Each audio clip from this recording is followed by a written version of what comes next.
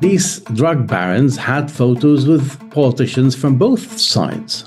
They were able to navigate Lebanese politics, build networks, and build connections on both ends, which tells you a lot about their capability of navigating difficult politics and buying their way through Lebanese institutions. Welcome to Babel, Translating the Middle East, a podcast from the Middle East Program at CSIS. Here on Babel, we take you beyond the headlines to take a closer look at what's happening in the Middle East and why it matters. This week on Babel, I speak with Mohanad Hage Ali, Deputy Director for Research at the Carnegie Middle East Center in Beirut. We first met many years ago in London when he was a reporter for the pan-Arab newspaper El Hayat. His latest paper for Carnegie investigates the rise of a new form of drug smuggling in Lebanon. Together, we discuss Hezbollah's involvement in these drug networks, as well as the opportunities to bolster Lebanese sovereignty and state institutions as a result of the group's weakened standing.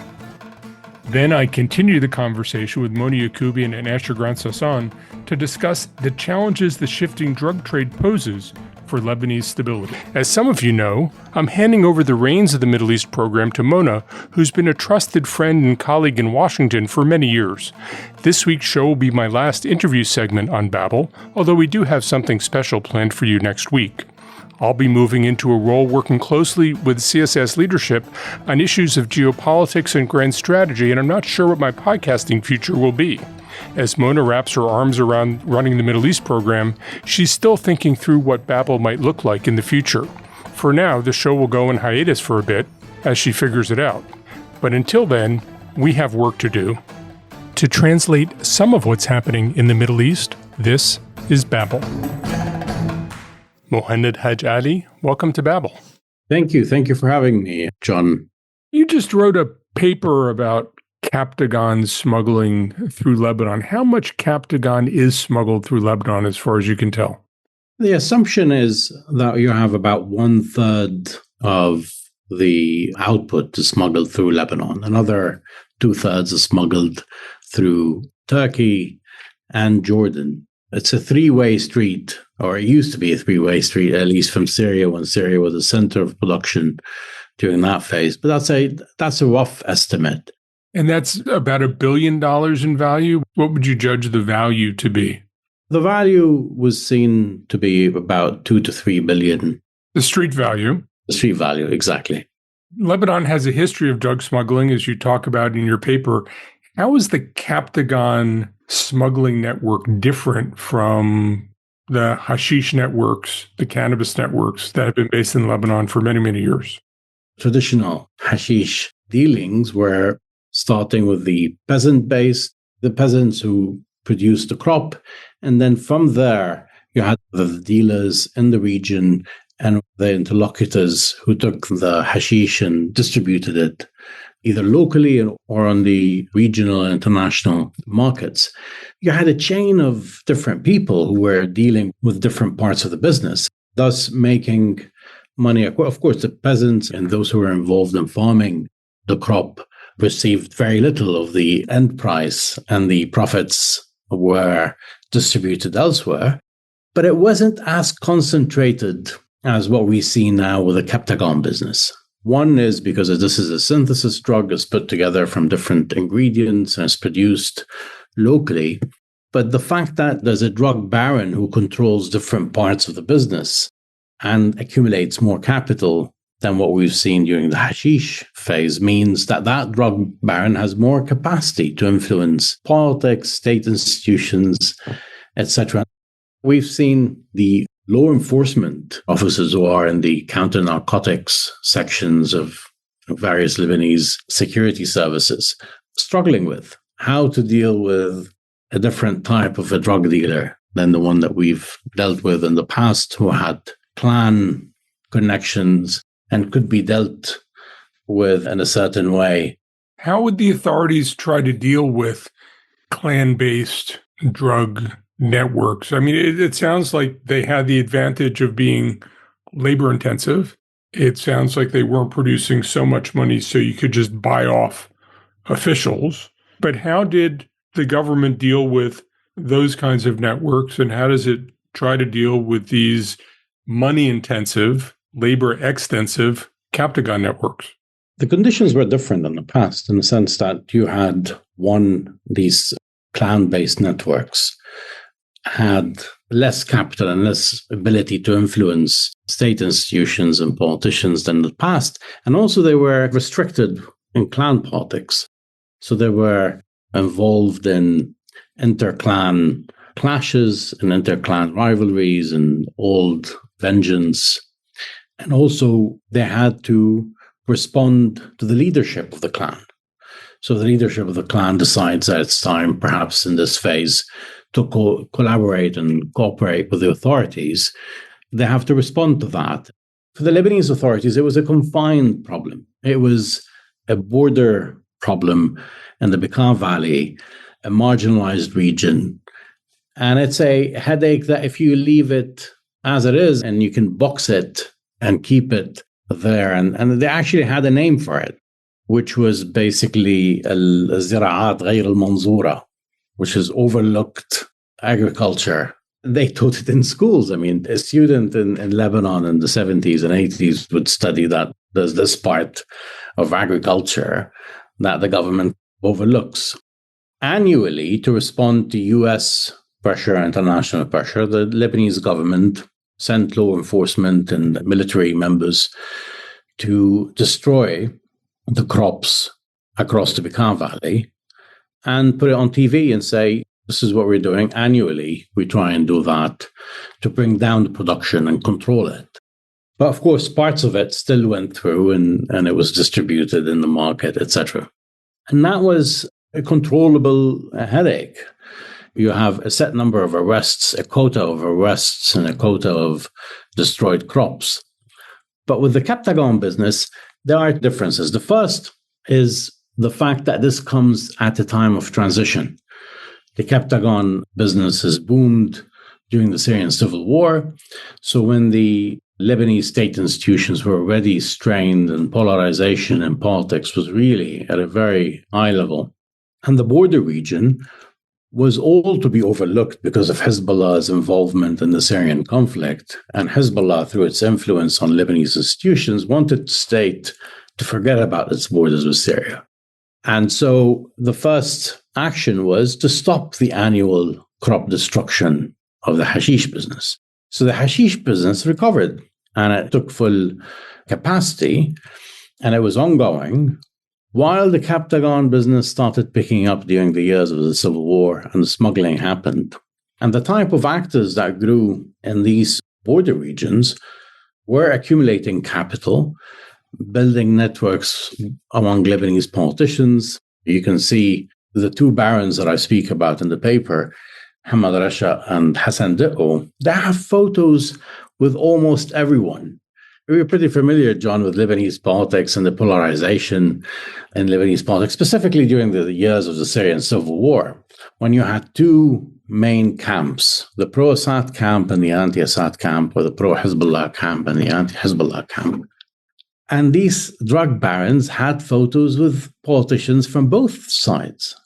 They were able to navigate Lebanese politics, build networks, and build connections on both ends, which tells you a lot about their capability of navigating difficult politics and buying their way through Lebanese institutions. Of course, what happened next was the financial and economic crisis, which paralyzed state institutions.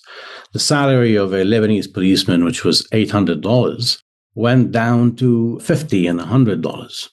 And, in a time of inflation, it's quite difficult to make a living because of that. And the Lebanese security forces were asked by their superiors that you can find a second job. So it was normalized that being in the army or being in the police, specifically in the police, is a side job. That really had a great impact on the morale of the security forces. And thus, the big scandals that we saw in which a drug dealer would be arrested, and then he can walk out of prison after buying everyone in prison, dozens of policemen and their superiors, and more of these security scandals, like the former head of counter narcotics was also arrested in a corruption scandal. And a number of policemen and military officers were arrested in cars as they were helping the smugglers go through the checkpoints. It seemed to be a very difficult problem to tackle internally. And thus, of course, came the role of regional powers as Saudi Arabia cracked down on Captagon networks on their end. They pressured the Lebanese state to take more action. And there was a diplomatic boycott of Lebanon. Ambassadors were withdrawn. Imports from Lebanon were banned, and they're still banned. And that pressure was used to force the Lebanese state to go in and arrest these drug barons. And that's what happened at a later stage. And it became part of the public domain, and hence the ability to write that paper because of the interrogations that happened due to the external pressure. It does feel, as I read your paper, that there is something about this cross-border trade, and Hezbollah is embedded in the Bekaa Valley, and Hezbollah was connected to the Syrian government, that there was something about Captagon and Hezbollah that was different and empowered Hezbollah in its broader set of issues, contesting space within the Lebanese state. Hezbollah wanted the border region to be totally overlooked. The clans had a historical problem with the state. They wanted less of a coercive state against their main source of income, which is the hashish production and the opium production in that part. And thus, Hezbollah was part of the camp that was vouching for amnesty, a narco-amnesty, providing amnesty for all of those involved in the drug dealings, and also wanted the border to be open. They had a special relationship with the Syrian regime, and the Syrian regime became a drug dealer. So on one side of the border, they were representing clans that wanted less of a state role and had a historical role in hashish and opium production. And on the other hand, their allies that they were supporting and fighting for their survival were the major Captagon producers and smugglers. So Hezbollah was at a crossroad, and they played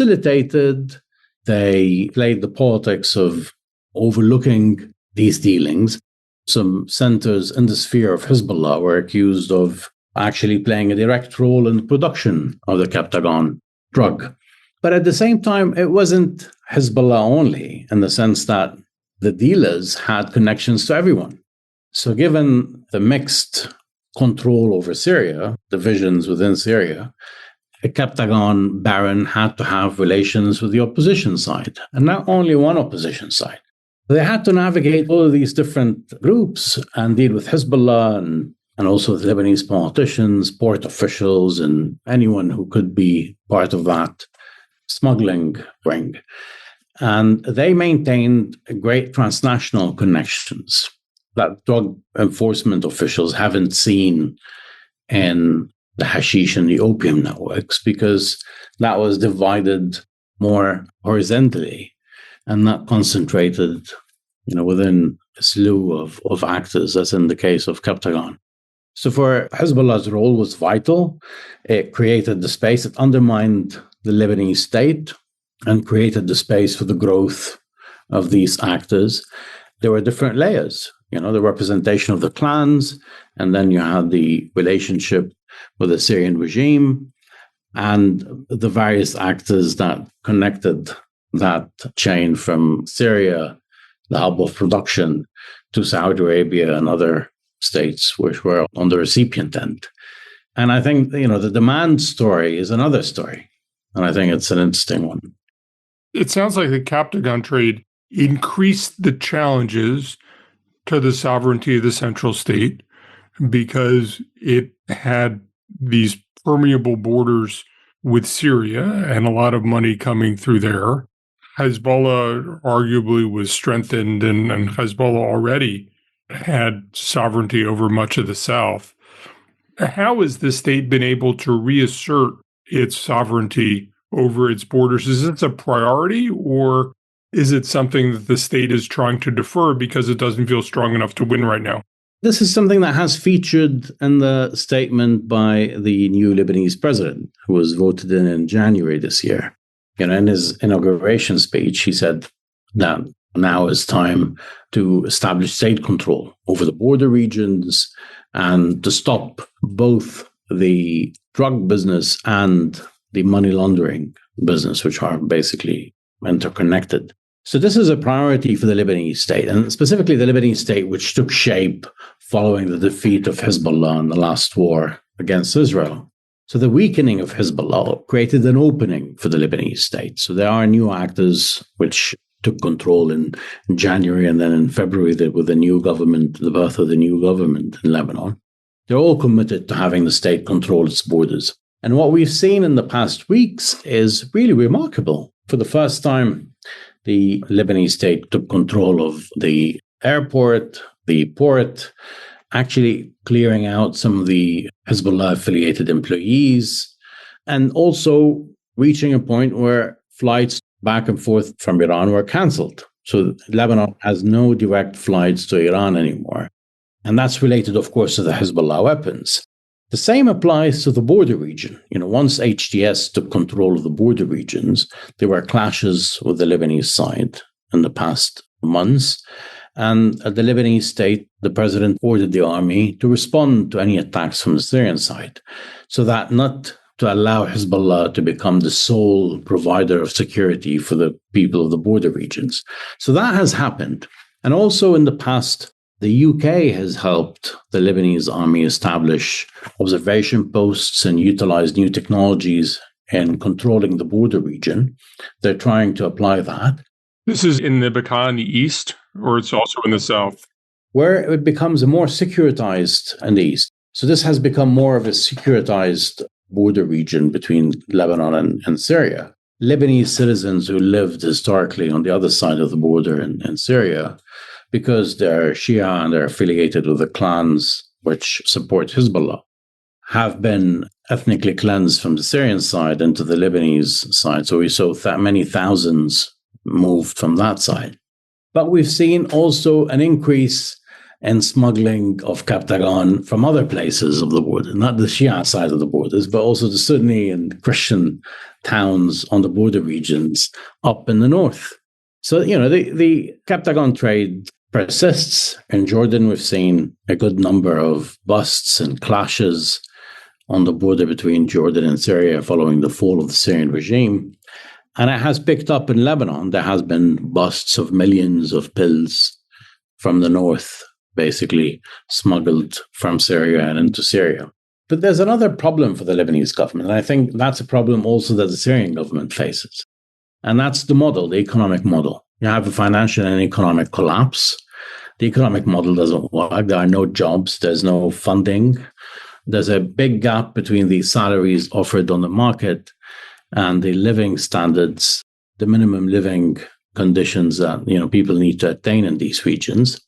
And that provides Captagon provides an alternative economic model. In the past, you had a rentier regional setup in which Saudi Arabia generously bailed out a number of these failed states in the region. That has stopped with the advent of MBS and also the structural decrease in oil prices that we've seen, with the exception of the last 2 years. And that, for the Lebanese authorities and for the Syrian authorities, is a big challenge. What kind of economic model is needed and how long does it need to work properly and replace the Captagon business? At the end of the day, this is a strong network and it has political connections and it has transnational connections and is operating in a country where the security services don't make enough to live and are being told by their bosses to find alternative means to make a living. And that's there in their face. How can you replace that with a different model that works in such conditions and such regional challenges? I think this is going to be a very serious challenge for both authorities in Syria and also in Lebanon.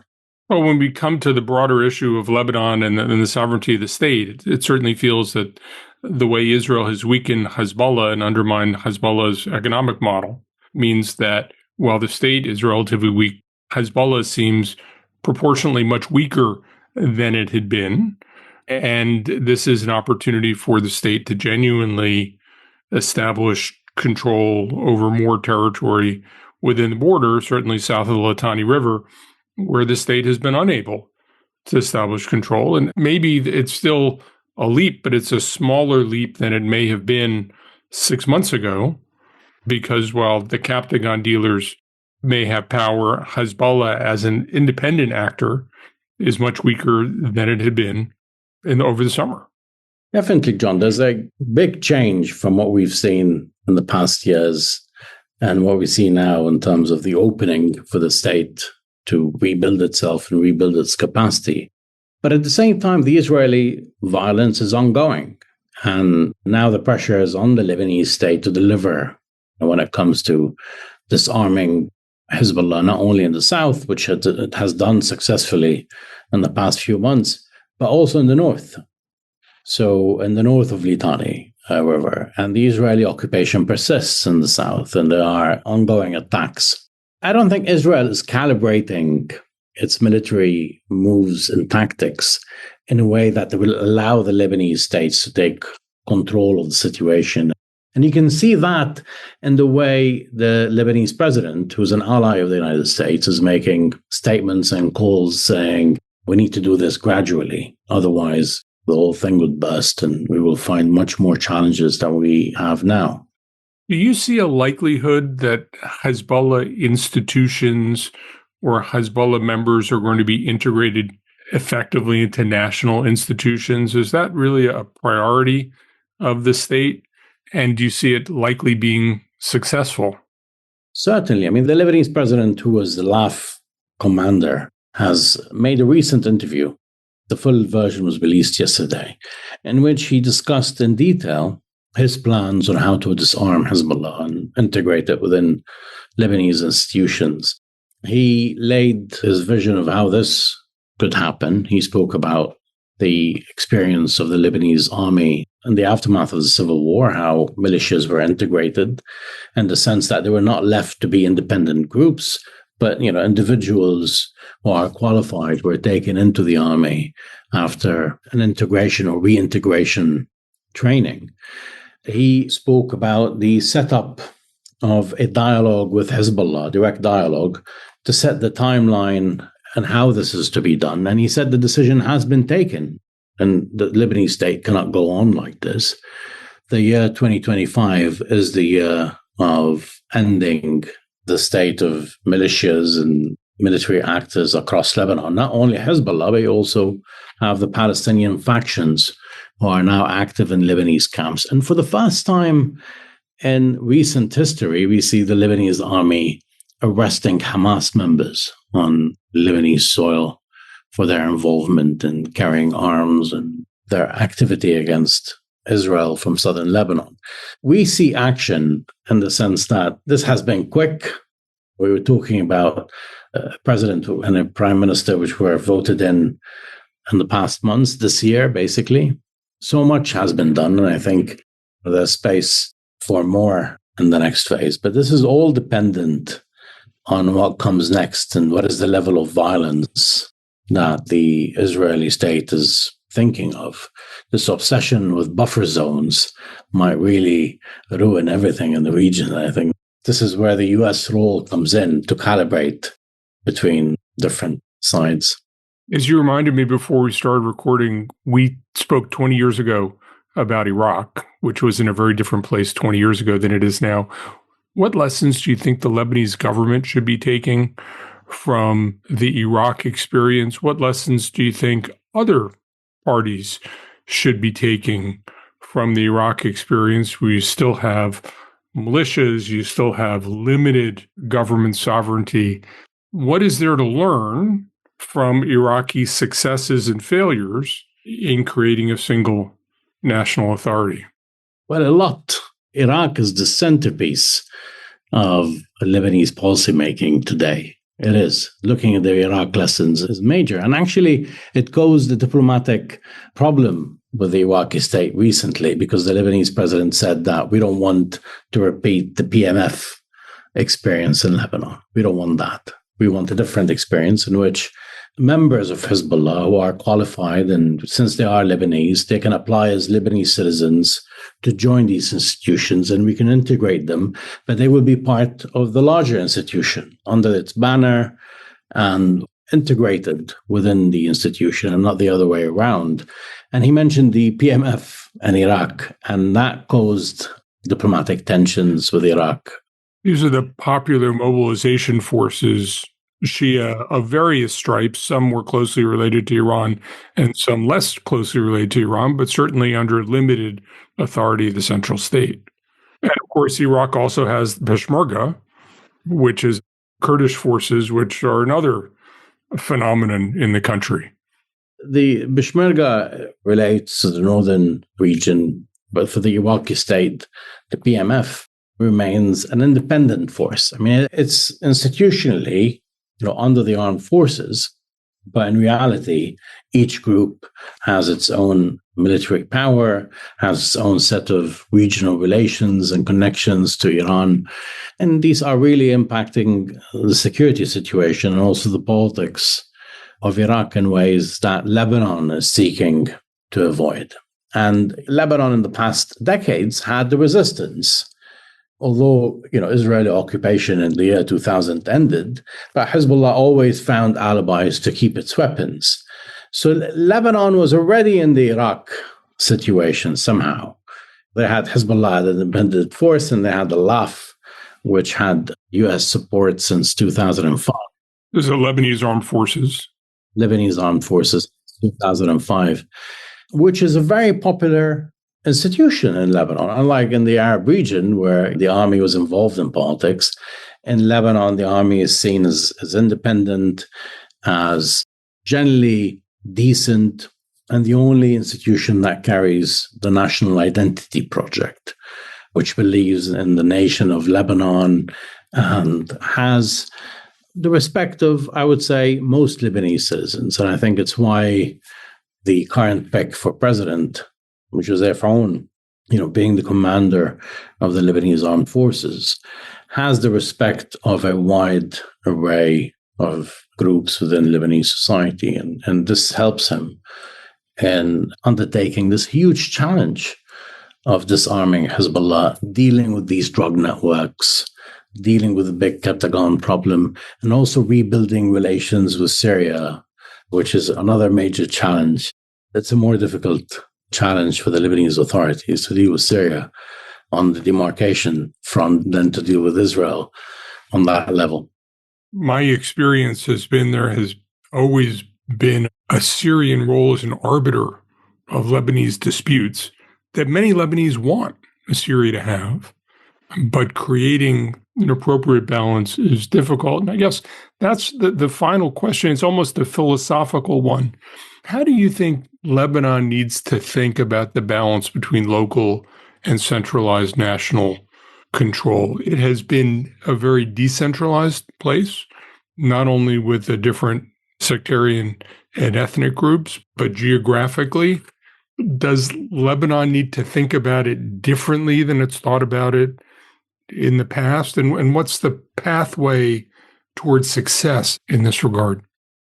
The Lebanese, following the civil war, had a new constitution based on the Taif Agreement. And part of the Taif Agreement was applied, but the other part was not.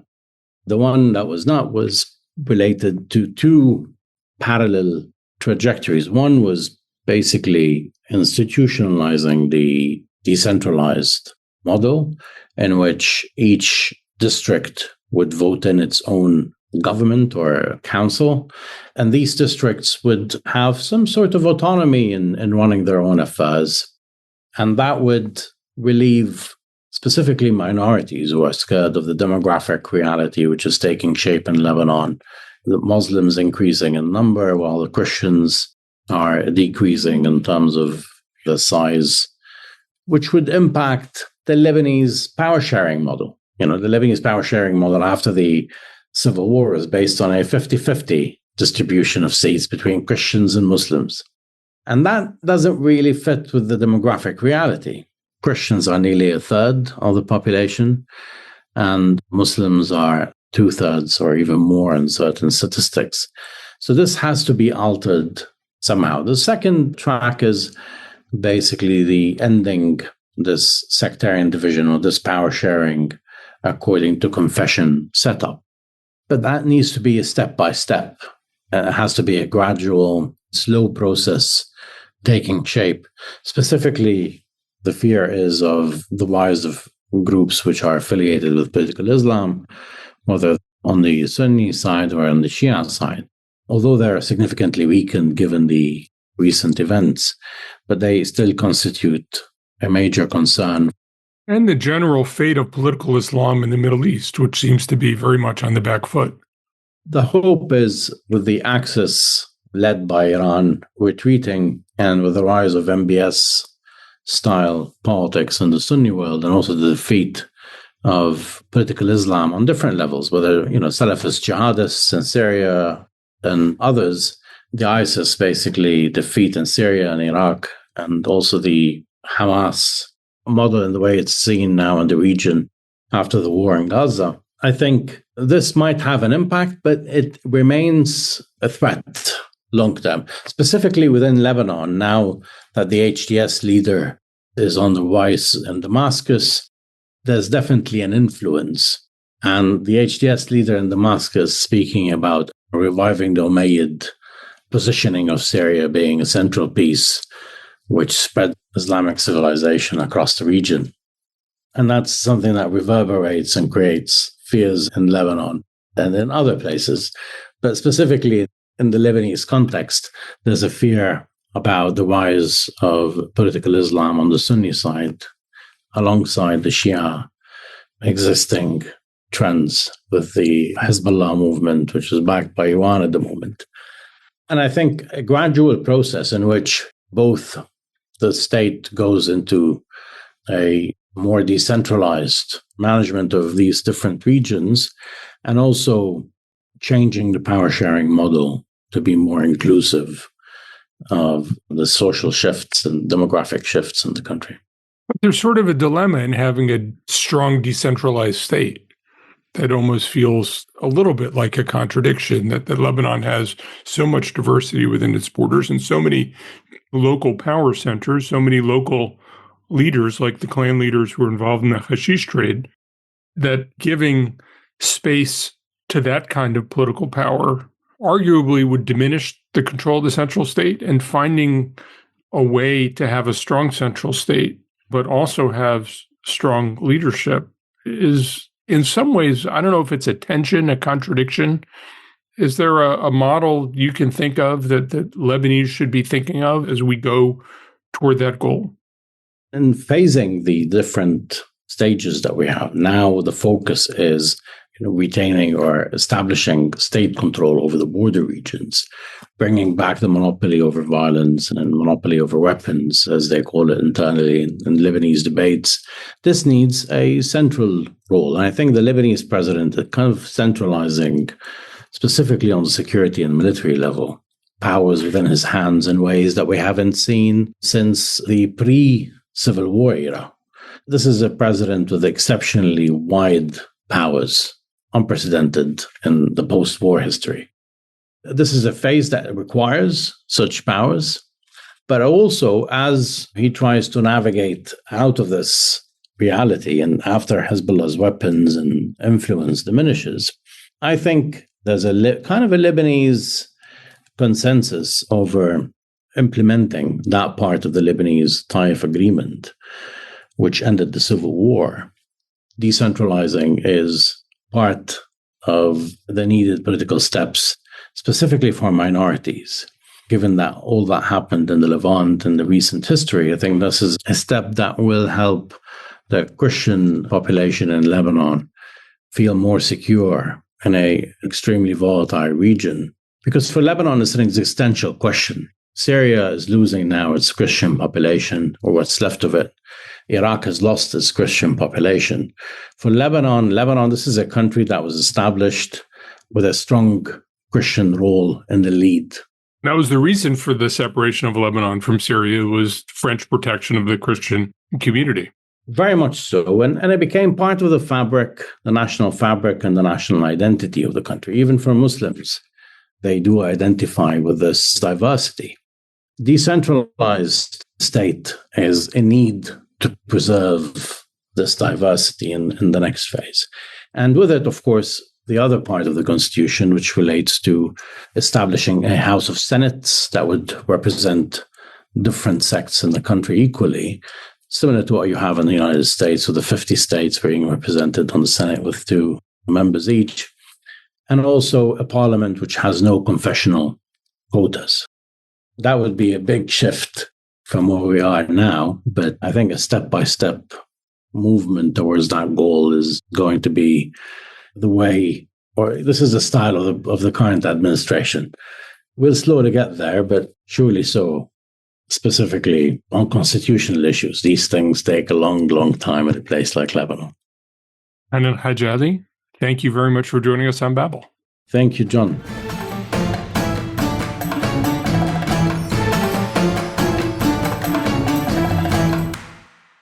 So first, the drug trade always preys on marginalized communities, and Lebanon has a lot of them.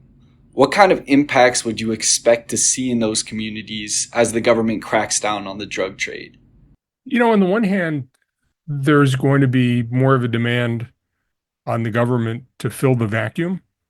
And I think there's probably going to be some support for the former drug lords. And it's the job for the government is to rise to the occasion of actually serving the needs of the population. This has been a broader problem in Lebanon, that a lot of the sectarian nature of society has been reinforced because groups have had to look to sectarian leaders to protect them, to support them. And the government has been absent, and that's helped marginalize the government. The opportunity now is for the central government to take the role that many of these sectarian leaders have played and to really become a government of all the people, a government that directly engages with all the people, that has the support of all the people. And, as Mona knows better than me, there has been a movement in Lebanon, Lebanese Wabes, just Lebanese. And this is an opportunity for the government to become more like governments in the rest of the world and less like a very, very sectarian layering under a central government with very limited power. So that's a potential opportunity for Lebanon, potentially a very optimistic opportunity.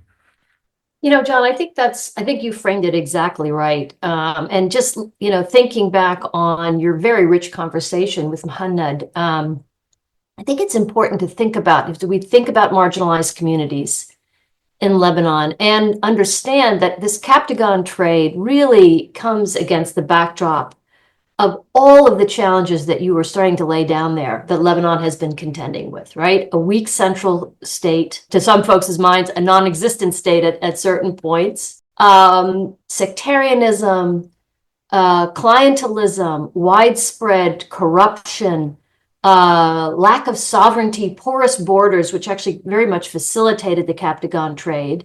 And then Lebanon's, the back and forth between Lebanon and Syria, which has gone on for decades, if not much, much longer. Of course, Lebanon was part and parcel of the Ottoman Syria at one point. So I think when we try to understand the kind of Captagon and then getting after the Captagon challenge, we really need to understand in some ways that at certain points its flourishing is really, I think, a manifestation of these broader challenges. And so as this crackdown, takes place, and assuming that they can actually get their arms around it, and I think that is a big assumption, in the absence, right, of addressing these other challenges that have long defined the problems in Lebanon, this economic collapse that I think the World Bank said was one of the third worst in, well over a century. There's going to have to be an effort to get at those root issues, which frankly give rise to illicit drug trades and other forms of an informal economy in the absence of better options. Lebanon is at this remarkable moment, which I honestly don't know that outsiders have really appreciated with what we have seen happen in the last few months, where the country can really set itself on a different and much more positive trajectory. And engaging on this problem, the Captagon trade, is simply one of many, many challenges that they're going to have to contend with going forward. But the extent to which we understand that, we understand the drivers of something like Captagon in Lebanon, I think helps us understand the broader challenges at play and how to address them. Looking at Lebanon's financial situation, the government is currently dealing with a severe financial crisis. What kind of policies can the government pursue amid this crisis to relieve pressure on marginalized communities, while it also cracks down on drug smuggling?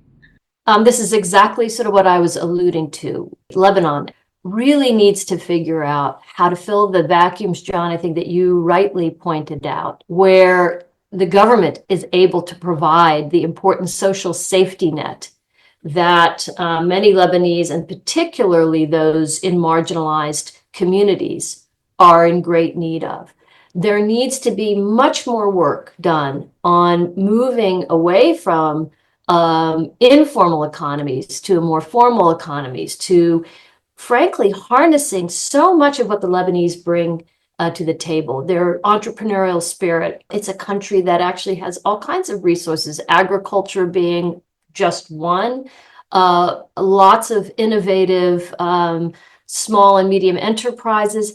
How to sort of translate those possibilities into real jobs and real opportunity for people living in marginalized communities. I think this is going to be sort of the key focus of the Lebanese government going forward. It has some breathing space now. For example, Saudi Arabia and Qatar have agreed to pay off Lebanon's World Bank debt. I mean, it's really, I think has an enormous opportunity in front of it. But it's going to be critical to put in place the kinds of policies and initiatives that help the government seize on this and help Lebanon really sort of, frankly, rebuild and build back better. The two challenges are, one, just having enough cash to do it. There are a lot of people in the Middle East who feel they've been burned by the Lebanese before. They put money into the country and it's disappeared. So the first is just having the cash to do it. And the second is that a lot of the leaders who are being displaced by this system, the sectarian leaders, are threatened by it and will try to undermine the transition, try to retain their own power. So it's a pretty big problem on two levels, but as Mona suggested, a very important problem, which really will determine the nature of the state, and I think in many ways determine whether Lebanon can escape the traps it has continually been falling into for decades and decades. And while people thought the Taif Accords in 1990 were going to help Lebanon get out of that, I think there's a sense a lot of people have that that Lebanon still hasn't gotten out of it. And here's another real opportunity coming from a very low base that Lebanon's operating under right now, having been through a financial crisis for years. You referenced it earlier, and I know you and Mohanad also spoke about it. What the decimation of Hezbollah means with respect to its longstanding social and charitable networks that really were essentially a substitute for the state, right? So Hezbollah in the south and parts of the Bekaa was really the one providing for its communities. And this is what brought this kind of deep ties of loyalty back and forth between Shia communities and Hezbollah and its networks. And so, again, this is an opportunity for the state to establish itself in a much more normal way, and in a way in which I think, people expect states to act. We don't see this, of course, a lot in the Arab world, and certainly in sectarian places like Lebanon, we've long seen these social networks that are driven by sect, that are driven by clan, that are driven by patronage. But this is an opportunity to start to really deepen very important ties that have to be built, and trust between the Lebanese people, especially those in marginalized communities. And one hopes a new and sort of more accountable and responsive Lebanese government. And to be clear, Hezbollah and its relationship to parts of the Shia community was not the only group that was doing this, but the absence of the state, the inability of the state to access large parts of the Shia community, and Hezbollah's ability to really eliminate vestiges of the state in large parts of Lebanese territory was sort of the extreme. And as Mona points out, this is a very important opportunity now that Hezbollah is down, not out, but down. This is an opportunity for the state to really assert its sovereignty over land within its territory.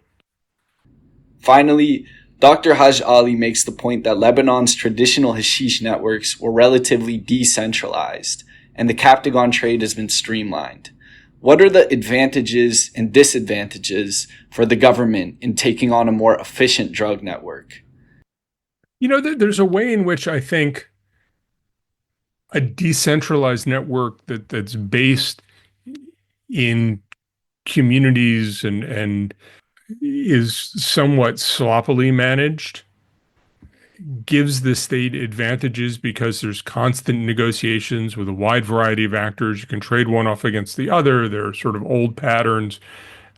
There's something about coming up against a streamlined organization, which gives the state much more direct competition, which I think can be much more threatening for a state. You're dealing with really a closer to near peer competitor, which for a state like Lebanon that has been struggling can really be a threat. A lot of people want Lebanon to succeed. New government of Syria wants Lebanon to succeed. How much capacity the new government of Syria has to control the Captagon trade on the border, because it also is dealing with a near peer competitor. But the hope is that with enough regional actors, international players concerned with Captagon, that you really can strike down this organized crime network, much in the same way the state of Italy cracked down on the mafia. Takes time, but it's very, very important. And you end up with a different kind of state and a much more resilient state than Lebanon's had for decades. I think one of the portions of your conversation with Mohanad that I thought was really fascinating, Jon, was kind of the contrast between the traditional hashish trade and how it differs from the Captagon trade. And I think, we can't overestimate the resilience of that drug trade. I mean, I think it's important to note, I think Mohanad noted it, that while there have been crackdowns and there have been important busts, and some of the drivers of the trade, like the Assad regime and its collapse, have opened possibilities to really go after it. But at the same time, the sort of the resilience of its durability has led to, we've seen increased clashes, or we've seen more drug busts, more problems, more challenges in places like Jordan.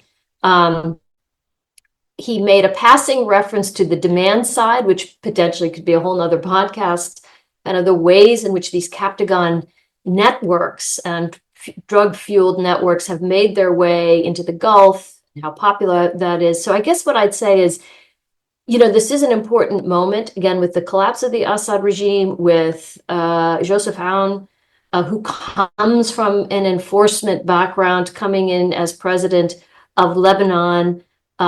You've heard and seen from Ahmed al-Shara in Syria a desire to go after the Captagon trade, to dismantle the network. So all of these are positives. But I think, Jon, as you rightly know, this is going to be a long-term endeavor because of the sort of inherent resilience and durability of the Captagon trade. And it's going to require really quite a lot of consistently applied effort to go after these networks. And then, as we said at the outset, and also to address a lot of the challenges that allow for drugs to flourish, drug trade, illicit activity to flourish in marginalized communities. Jon, Mona, thank you very much. Thank you, Asher, and welcome to Mona. Thank you so much, Jon. Such a pleasure. I've enjoyed the conversation. Thanks for listening to Babel. If you enjoyed this episode, please subscribe to the podcast on iTunes or Spotify or wherever you listen to podcasts. You can find more analysis on this topic linked in the show notes on the CSIS website, and you can find us on Twitter at CSIS Mideast.